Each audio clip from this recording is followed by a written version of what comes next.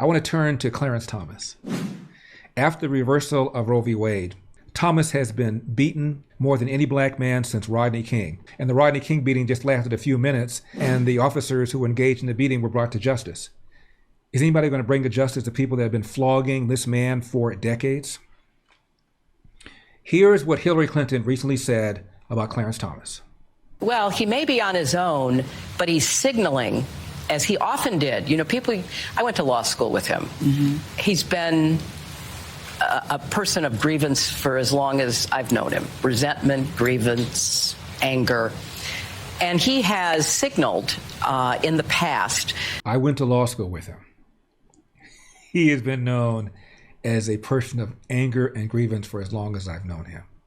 This from one of the angriest women in the world, Hillary Clinton. You know, and she's not wrong. At one time, Clarence Thomas was quite angry by his own admission because he swallowed the line that the left has been pushing, which is that the inequities that you see around the world today, around the country today, are all because of racism. And then he discovered Thomas Sowell, read his book on race and economics, and realized that the inequities that he assumed were because of race oftentimes had nothing whatever to do with race. He read that things like race-based preferences, where you're lowering standards to admit black people, often hurt the very black people they were trying to help by putting them on a faster track and they could keep up, would have been perfectly fine at a lesser competitive campus. But now you're putting them in a more competitive campus where they're not doing very well. And then there's the asterisk that is on any black person's resume by people who assume that maybe, just maybe, they only got in and they were only passed because they were black. And Clarence Thomas gave an interview once where he said, I was angry. I was angry when you said hello to me in the morning. I was angry when you didn't say hello to me in the morning. Met his wife, thought of her as kind and caring, and it changed him. So he's no longer angry. Now, I've often said, for progressives, there's nothing worse than a white conservative, unless it's a black conservative. And the only thing worse than a black conservative is a black conservative who used to be angry but no longer is angry, and that is Clarence Thomas. You know what's never good? What is it? When your nation's supposed authority on economic policy completely misses the flashing red lights of impending inflation.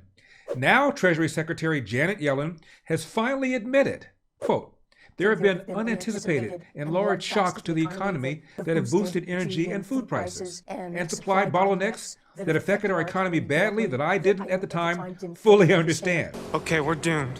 Oh.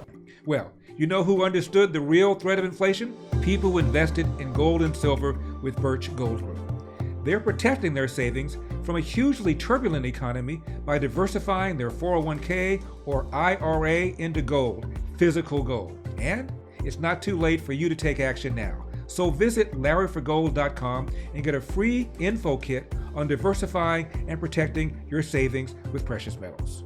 With an A+ rating with the Better Business Bureau, countless 5-star reviews, and thousands of satisfied customers, visit LarryForGold.com and get real help from Birch Gold today. Again, LarryForGold.com to claim your free, no-obligation info kit on protecting your savings with gold.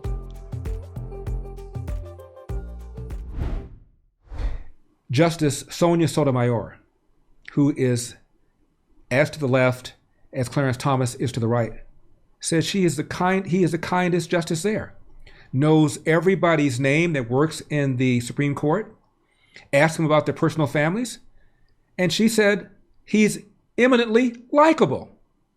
But I suspect I have probably disagreed with him more than with any other justice. That we have not joined each other's opinions more than anybody else. And yet, Justice Thomas is the one justice in the building that literally knows every employee's name. But I thought he was angry. Every one of them. And not only does he know their names, he remembers their families' names and histories.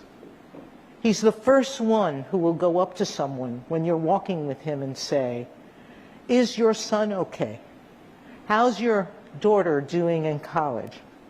He's the first one that when my stepfather died, sent me flowers in Florida. By the way, notice she's not wearing a mask, but these young people she's talking to are. Just a thought. He is a man who cares deeply about the court as an institution, about the people who work there. But he's angry, says Hillary, full of grievances. Do you think anybody ever said that about Hillary? That she knows everybody's name at the Secretary of State's Department, knows about their families, asks about them? Are you kidding me? But about people. He has a different vision than I do about how to help people and about their responsibilities to help themselves. I've often said to people, Justice Thomas believes that every person can pull themselves up by their bootstraps. I believe that some people can't get to their bootstraps without help. They need someone to help them lift their foot up so they can reach those bootstraps. That's a very different philosophy of life.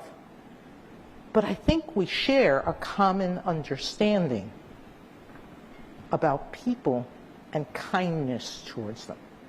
That's why I can be friends with him and still continue our daily battle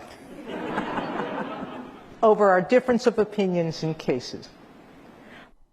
By the way, on social media, Sonia Sotomayor got hammered by some of the people on the left. How can you be friends with somebody like Clarence Thomas? Because he's so right-wing. And what she was saying is, we can agree to disagree without being disagreeable. What an ancient concept. Now I want to get back to Hillary for a second. Hillary says she's known Clarence Thomas ever since law school. He's been a person of grievance and a person of anger. Let me hear that one more time. Well, he may be on his own, but he's signaling, as he often did. You know, I went to law school with him. Mm-hmm. He's been a person of grievance for as long as I've known him. Resentment, grievance, anger. And he has signaled in the past to lower courts, to state legislatures, find cases, pass laws. Okay. Person of grievance and of anger, she says. Ever since I've known him. Question. What is a party of anger and grievance? The way Clarence Thomas used to be. What is a party that argues that virtually every inequity, everything that you think is unjust, has to do with race and racism? The Democratic Party. Now, I've told you before, Obama in 2004 in Boston gives a speech. There's no red America. There's no blue America. There's just one United States of America. Yeah! There's no black America. There's no white America. There's just one United States of America. Yeah! But then the other day, Obama criticized those who criticize identity politics, the very politics that Hillary was criticizing Clarence Thomas of embracing. And Obama says people that don't want to talk about identity politics basically are supporting racism. Now, I want to be clear. I have little sympathy for reactionaries who cynically condemn identity politics or cancel culture, when really all they're doing is trying to preserve existing privilege or excuse entrenched injustice or bigotry. I mean, the original identity politics is racism and sexism and homophobia. That's nothing if not identity politics, and it's done a lot more harm than some tweet from an aggrieved liberal. So I'm confused. Hillary's complaining that Clarence Thomas used to embrace identity politics. Hillary suggests identity politics ought not be embraced, at least by Clarence Thomas. Hillary referred to half of President Trump's supporters as a basket of deplorables, racist, sexist, misogynist, irredeemable. Obama, 2004, says there's no red America, there's no blue America, there's just forever one United States of America. Yeah! But then Obama condemns people for suggesting that we ought not be dividing America into little categories of race and identity.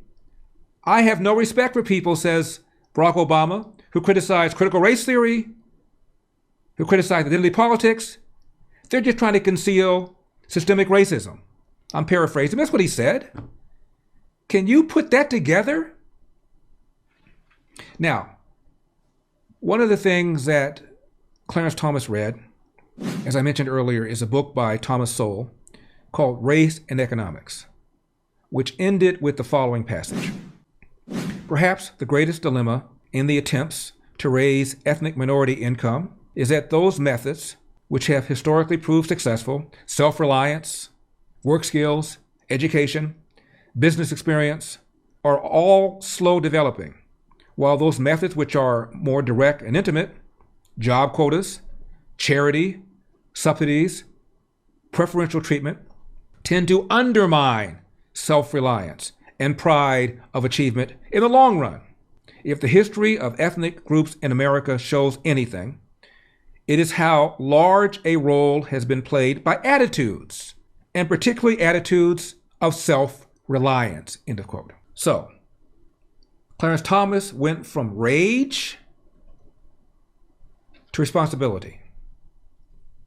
Went from a man who was perpetually angry because of racism to somebody who saw the light. To somebody who, according to Sonia Sotomayor, is the nicest justice there, the kindest, the one who cares the most about people's personal lives. And Hillary psychoanalyzes this man as aggrieved and angry. A woman who for 4 years referred to her loss in 2016 as having been stolen. A woman who for 4 years referred to President Donald Trump as illegitimate. A woman who has helped to convince 76% of Democrats with zero evidence that the Russians changed vote tallies to elect Donald Trump. Has helped to convince 78% of Democrats, according to Gallup, that the Russian interference altered the outcome of the election. And she has the nerve to accuse Clarence Thomas of being angry? Scotty, beam me up. Hope you enjoyed that video. The full show is available to watch right now on Epoch TV. Just click the link in the description below to learn more, because we've got a country to save.